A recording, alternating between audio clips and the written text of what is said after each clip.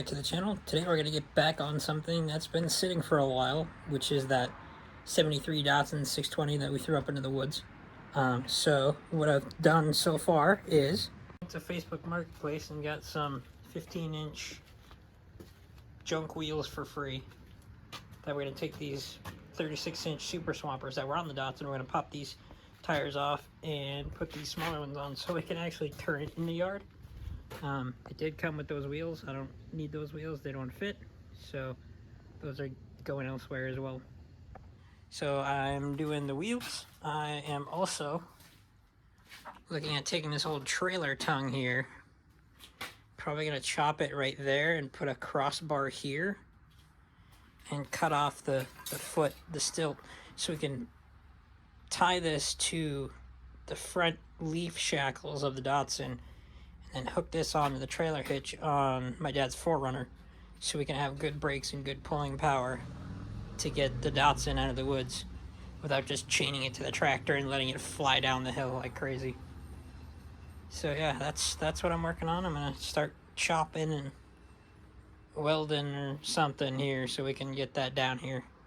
But that's coming down to go right here so we can pop that engine into the Datsun, and I can do a bunch of rust work on it so we can get that hopefully running and driving. That'd be nice.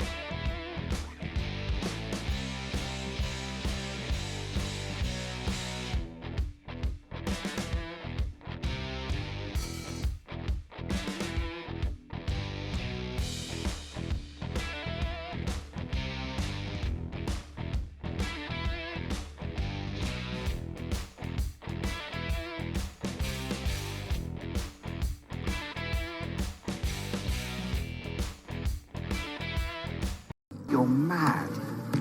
Thank goodness for that, because if I wasn't, this would probably never work.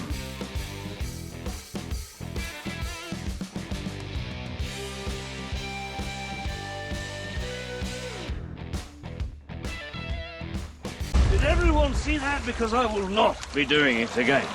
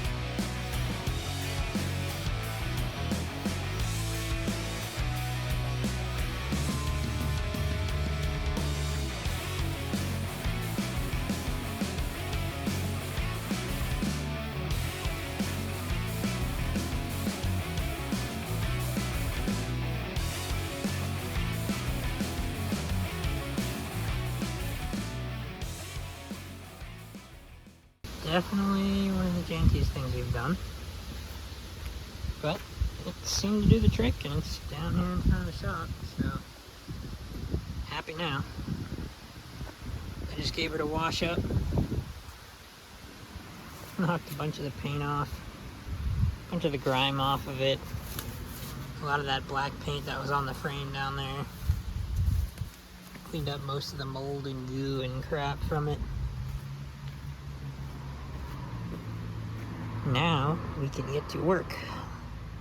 Right, so now that we got the truck down here, let's go over a few things. As you saw, we pulled the engine last year, and here's the engine bay now. I need to go through and clean up a lot of stuff in here and probably refresh a lot of this wiring, get rid of this lamp cord and the wire nuts and all this other mess. I gotta figure out where it's all going, what it's all for, and as you can see, when they painted it, they kind of got overspray everywhere. It's kind of a mess. To wire wheel these frame rails, clean them all up, hit them with some rust converter or some rust trap on there. I do have a new coil that came with the other engine that does work because we had that running. I have to go through the brake system to see if it actually holds brake fluid under pressure. Little stuff can wait, like wiper fluid nozzles and that whole system. Horns can wait. I do need to fix that rust there. This rust here underneath the battery tray. And then this rust hole here in the inner fender. I'm hoping to do that before we drop the engine in, but I don't know if we'll get to it before that happens, because we are gonna put this engine in pretty soon, hopefully. I haven't decided, but I don't think I'm gonna clean up and repaint this engine bay. I kind of like how it's all the different colors of its time. You know, you get the light blue, the yellow, the green in here. So I think when the time comes, I'm probably just gonna tape off this edge right here and bodywork and paint from that edge out, because I kind of like how it is, you know. So I'm probably gonna do like an oil treatment or like Poppy's patina or something like that in here to protect it, but also get it looking nice and stuff. I'm probably going to try to get the paint off this ID plate here. I don't know how yet. Maybe brake fluid or something like that, because I don't want to mess up the black, but I want to get all that blue off. So we'll see there. The hood has seen some better days. As you can see here by the hinges, it's all perforated. On the rear supports up here, it's all perforated, and then that hinge is worse than the other side. And if you come out the outside, I'm guessing the hinges got stuck at one point and someone forced it open, because you can see it's bent like this, and then they tried to rivet a plate on the outside to strengthen it back up to where it should have been. Either that or there's a giant rust hole under there, and that's the same on both sides. You can see that one over there is the same way. It's got that same bend to it and that plate on the outside. So I might look into getting another hood and just see what's out there, but I don't know. I might have to fix this. I don't know if I can find another hood in my area around. So, and there's a little bit of rust here in the fender. Hopefully I can just make a little patch right there, fix that up, clean that up, and then we go down here. There's not too much rust right there. That's the belt line. That's where these things usually rust. You got a little bit right here. I think this is all full of mud right there, so I'm gonna have to clean that out. As you can see, the paint started coming off when I was power washing. There's a big old dent right here with a lot of mud right here and some rust underneath the mud, so that's all gonna have to come off. And then we get down to the fun crispy parts. That's gonna need a patch probably right in here, going all the way down to the rocker here. So that'll be fun. Going into the door and the rocker, you can see there's perforations in the rocker. There's a bunch of stuff missing in the door and the rocker, so that's all going to need to be addressed as well. I'm going to weld up these holes because I'm not putting these big mirrors back on. I'll probably put fender mirrors on, like is JDM proper for this thing. This window is, I don't know, something's up with it. It hits, so I'm gonna have to take this door card off and check the regulators and look at all that stuff. The driver's side works fine. Into the truck, you can see I got a hole in the rocker, inner rocker, or door sill. That, I don't know if you can find it quite perfectly, but, oh yeah, right there. You can see daylight all the way down the bottom. So that's through that hole right there. I'm gonna have to fix that. And the outer rocker, obviously. Floor back here is punky, but not terrible. I mean, it's thin, but these were really thin metal anyway. I don't really know what's under these plates yet. Those are gonna have to come off. It's probably a big rust hole right there. And then you got the front. It's kind of like all the other trucks around here. I have to do a body mount. I have to do this whole front section here, and that whole front section, and then this big flat area where all the water would have pooled and everything when it was full of acorns and mouse houses and whatnot. And then we go upward. Come on, focus. Focus. Alright. It's hard to see that, but the sun is perfect in my way. That. You can see right there, the whole upper cab support framework for the roof is gone. Like, completely gone. And we looked up under the gasket up there, and the windshield lip is gone and everything. So I do have to pull this windshield out to fix that. It goes all the way up over here. You can see that there. I'm just trying to block the sun. You can see all that rot in there. Yeah, this is okay. That's just surface. I'm gonna have to clean that up. And then this was one of my favorite parts about this truck, I think, was it had a sunroof, moonroof, whatever you want to call it. But sadly it's old and busted, and the mechanism is no longer working and with us. And also the gasket quit working probably 20 years ago. So that's pretty much our main source of the water coming in here, other than like these holes up here, which were probably maybe spotlights at one time, but I covered those with tape a while ago to keep the water out. So it's mainly this.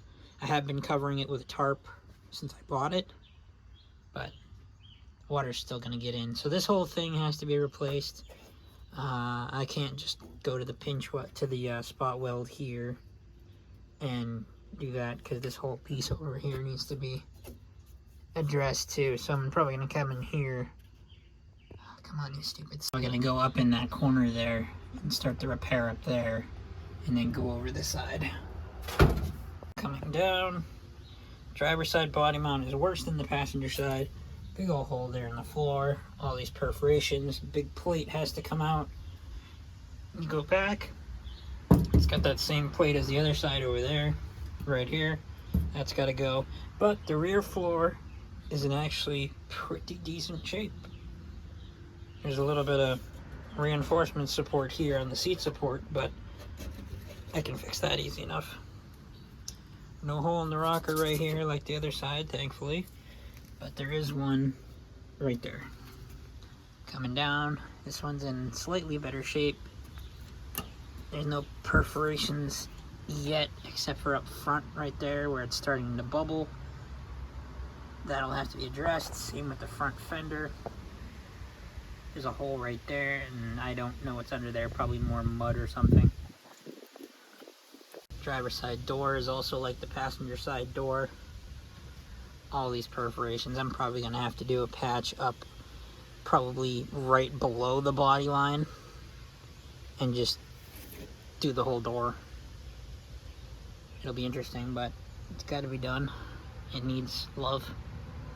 This whole fender is crushed in because when they fit the 36-inch Super Swampers, they went after it with a sledgehammer so that they could get a tiny bit of turning radius, but they really didn't have any because it hit the frame. So both sides are crushed in like this. I will have to do a bunch of work to get those out and hopefully shaped properly. Oh, they tore it up down here. I could bend that out with my hand. That shows you how thin the steel is.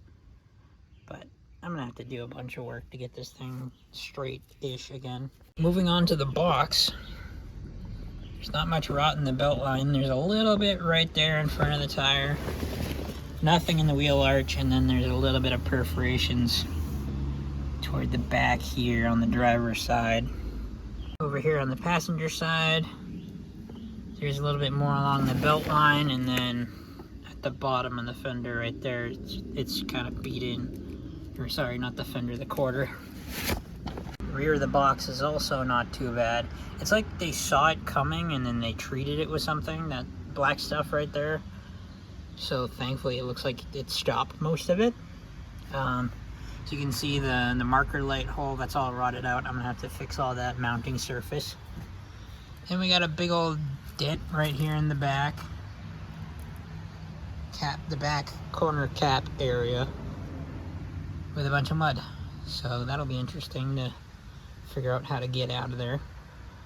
The lip up underneath that usually rusts is in pretty nice, decent condition. And of course, it's called a bullet side. The bullet hooks are fine. This one's bent. I don't know what they had in there, but just, you know, tweaked. But overall, for the year of this thing, and it being a Datsun, in this area of the country, is really not too bad at all. And I mean, I'm gonna be completely honest, like I always try to be on this channel. When I bought it, I was a younger kid, you know, just out of college. I probably shouldn't have bought it because I didn't really have a ton of time to work on it or money. So it kind of just sat for 2 years in my parents' woods. It was covered up and everything, but it just sat. I didn't really do anything to it other than clean it out, work on pulling a few dents here and there and stuff like that. But recently, the past year, I got the engine for it, like you saw, and then we just pulled it down here toward the shop 3 or 4 days ago now. So yeah, it's gonna get more work. Hopefully you're gonna see it more on the channel. We gotta dump that engine in there, hopefully see if it will move under its own power. I know nothing about the transmission. It feels like it shifts into gear smooth when it's obviously not running. I do have a new clutch for it, a new flywheel, all that fun stuff that's in there, and throwout bearing and all that fun stuff to go in. So that's going to go in when I put the engine in. I'm going to do obviously complete fluid changes and everything, and then we're going to see if she will run and move under her own power, which would be really cool. And then I can start getting the metal work. So we got it down into the woods, and that's where she sets about now. It's got it all tarped up because that sunroof leaks like a sieve. I don't know who put it in or what, but yeah, that's pretty much where the 73-620 sits at this point. So keep an eye out for updates, and hopefully a Will It Run video soon. Thanks for watching.